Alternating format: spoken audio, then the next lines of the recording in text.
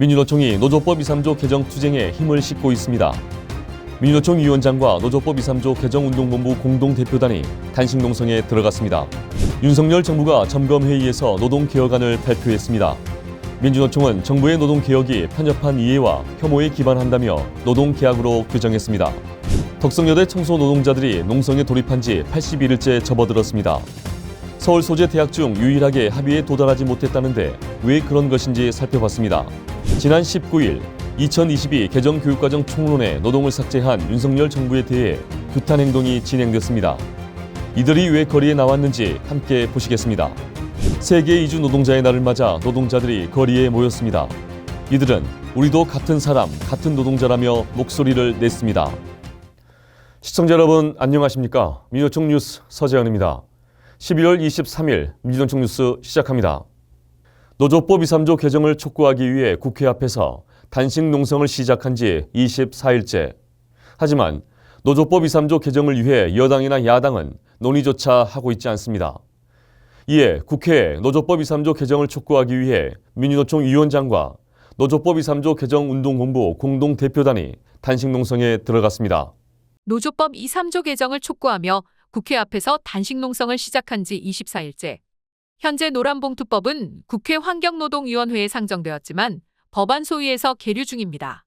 노조법 2~3조 개정에 대해 국민의힘은 민주노총 방탄법이라며 계속해서 반대해오고 있고 노조법 2~3조를 반드시 개정하겠다던 더불어민주당은 무리해서 강행 처리하지 않겠다라고 말을 하면서 아무런 논의조차 하고 있지 않습니다. 이에 노조법 2~3조 개정 운동본부는 거대 야당인 더불어민주당이 책임지라며 지난 15일 더불어민주당 당사 앞에 항의 서한을 전달하러 가자 경찰은 이들을 막고 민주당 관계자는 나오지도 않았습니다. 지난 19일 노조법 2~3조 개정 운동본부는 국회가 임시국회 회기 내에 책임 있게 노조법 2~3조를 개정하라며 공동대표단이 단식 농성에 들어갔습니다. 민주노총에선 양경수 위원장이 단식 농성에 들어갑니다. 절박한 심정으로 노조법 2조 3조 개정을 위한 단식에 나섭니다. 노조법을 개정하지 않고서는 죽음의 일터를 바꿀 수 없습니다. 노조법을 바꾸지 않고서는 비정규직의 문제도 소득 불평등의 문제도 해결할 수 없습니다. 민주노총은 지난 19일부터 23일까지 국회 단식 농성을 지지하는 1만인 한 끼 동조 단식을 진행했습니다. 12월 27일에는 노조법 2~3조를 개정하는 이유를 시민들에게 알리는 신문 광고도 진행됩니다. 또한 27일부터 29일까지 2박 3일간 1000명 이상 조합원이 국회 앞 철야 농성을 진행합니다. 노조법 2~3조 개정이 하루빨리 이루어질 수 있도록 조합원 여러분들의 많은 참여와 관심 부탁드립니다.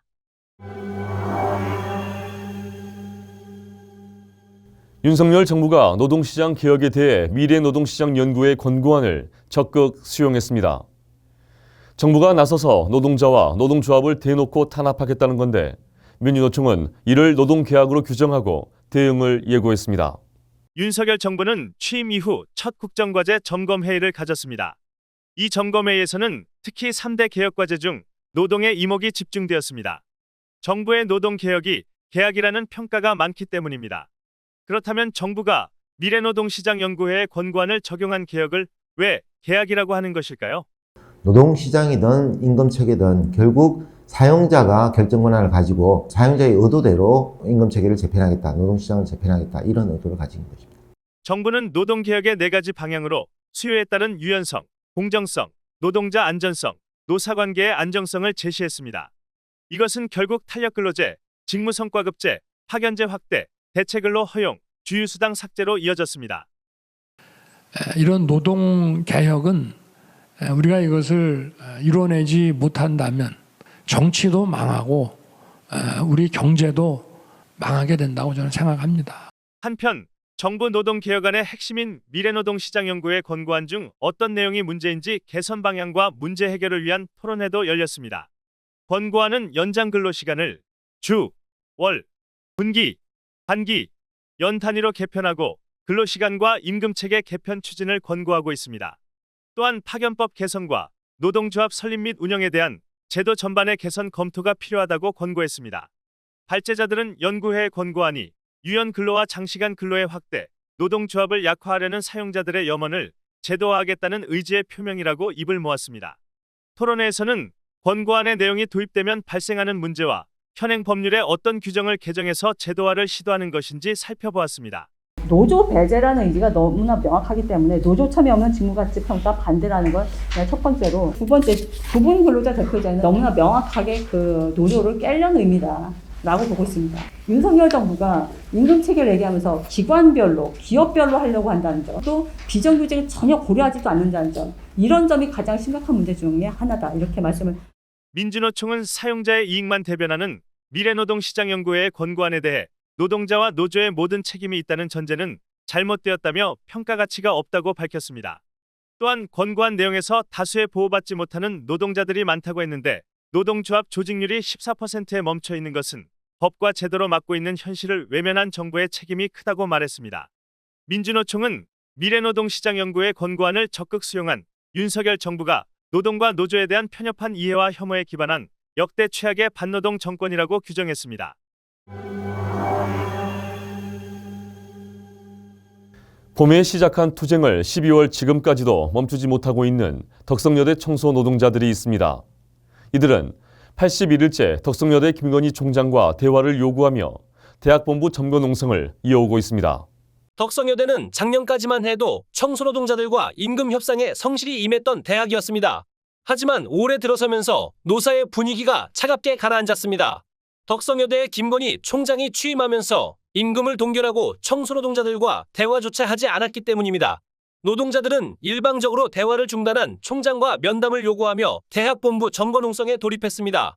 임금 인상도 있지만 휴게시설과 복지차별 등 해결해야 할 문제가 많기 때문에 겨울이 다가오는데도 농성을 시작했습니다. 요구하는 것이 너무나 정당하기 때문에 저희가 이 투쟁을 멈출 수가 없습니다. 일단은 저희 만나주셔서 저희와 얘기를 나누고 소통을 하면서 이 문제를 풀었으면 좋겠습니다. 이들은 81일째 파업을 이어오고 있는데 총장은 노동자들의 파업을 깎아내리고 학생들과의 사이를 갈라치기 바빴습니다. 총장은 교내 담화문을 통해 노동자 임금은 학생 등록금으로 충당된다. 대학이 재정적으로 어려운 만큼 학생의 교육 환경 개선을 위해 예산을 써야 한다고 밝혀 노동자들에게 분노를 사기도 했습니다. 그 힘으로 우리가 여태까지 또 이겨냈고 또 앞으로도 그 연대의 힘으로 또 우리가 이겨나갈 것 같습니다. 청소노동자들은 당초 시급 440원 인상을 요구했으나 서울지방노동위원회가 400원을 권고해 이를 수용했습니다. 이후 다른 대학 청소노동자들은 임금 인상을 합의했지만 유일하게 덕성여대만 합의에 이르지 못했습니다. 덕성여대의 임금 동결은 김건희 총장의 강력한 의지가 반영된 것입니다. 방학마다 시행된 2시간 단축 근무도 청소노동자들만 제외했고 노동자들이 얼굴 보고 얘기하자고 하니 도서관으로 도망갔습니다. 덕성여대는 주체적 삶, 창의적 지식, 실천적 사고의 정신을 강조하는데 지금 이 가치를 실천하는 것은 누구인지 돌아봐야 할 것입니다. 지난 22일 2022 개정교육과정 총론 주요 사항에 노동이 빠진 교육과정이 발표됐습니다.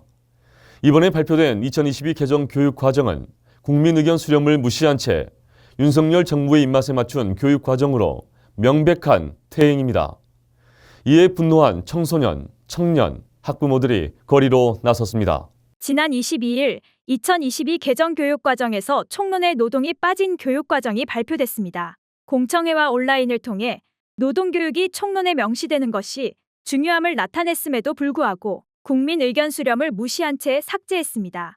국가교육위원회는 사회적 합의에 의한 교육정책을 추진한다라는 목표와 무색하게 단 3차례의 논의만으로 졸속적인 2022년 개정교육과정 심의 의결을 진행했습니다. 지난 18일 학교부터 노동교육운동본부는 윤석열 정부의 교육과정 퇴행을 규탄하는 집회를 진행했습니다. 아침 11시 출근, 새벽 5시 퇴근. 프로젝트가 밀리는 날이면 주말엔 쉬지도 못하고 출근을 해야만 했습니다. 노동교육을 제대로 받고 노동조합을 만날 수 있었다면 상황이 달라지지 않았을까요? 학교부터 노동교육운동본부는 노동교육이 학교 안에서 실질적이고 체계적으로 이뤄질 수 있도록 노력해 나간다고 밝혔습니다. 지난 18일 세계 이주 노동자의 날을 맞아 기념대회가 진행됐습니다. 이들은 우리도 같은 사람, 같은 노동자다. 인종차별 철폐하고 인권과 노동권을 보장하라며 목소리를 높였습니다. 세계 이주 노동자의 날은 1990년 12월 18일 유엔 총회에서 모든 이주 노동자와 그 가족의 권리 보호에 관한 국제협약이 제정되며 만들어졌습니다. 2000년부터 협약이 채택된 이날을 세계 이주 노동자의 날로 정했고 올해로 22년째를 맞았습니다. 윤석열 정부는 제조업과 농어촌 일손이 부족하다며 각종 인력 공급 정책을 늘어놓기만 하고 정작 열악한 노동 현실에 대한 대책이 없는 것은 이주 노동자를 쓰다 버리는 일회용품으로 취급하고 있다는 것을 방증하고 있습니다. 지난 일요일 광화문 파이낸스 빌딩 앞에서 세계 이주 노동자의 날 기념대회가 진행됐습니다. 이날 대회에서는 2년 전 임시가 건물 숙소에서 생을 마감한 고 속행님을 포함하여 한국 땅에서 쓰러져간 이주 노동자들을 추모했습니다.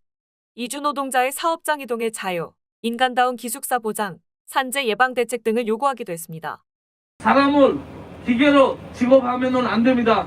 우리는 이주 노동자 노동조합이 더더욱 많은 이주 노동자들을 조직하고 우리 힘을 보여주면서 우리 권리를 우리가 쟁취하고 나갈 겁니다. 우리가 내년에도 힘찬 투쟁을 통해서 우리가 이때까지 요구하는 모든 권리를 보장하십니다.